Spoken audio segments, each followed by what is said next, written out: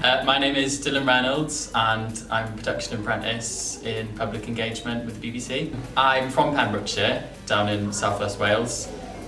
Before starting the apprenticeship, I've worked for 5 years as a teaching assistant, so a total career change to come and start doing this. But it's just really exciting to try something new.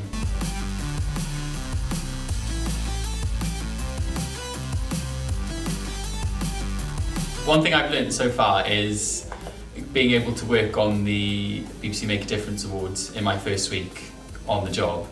I learned lots of new skills and sort of got to meet lots of people from different teams, which was really exciting to do so early on the apprenticeship.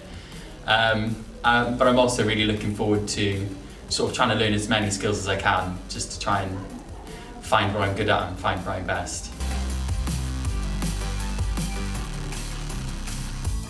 I think what I want to get over the next 12 months of the apprenticeship is to be able to build up all of my skills, so when I finish the apprenticeship I'll be able to get a job with my department, because they're just such lovely people, and to be able to work with them full time in an actual job would be amazing.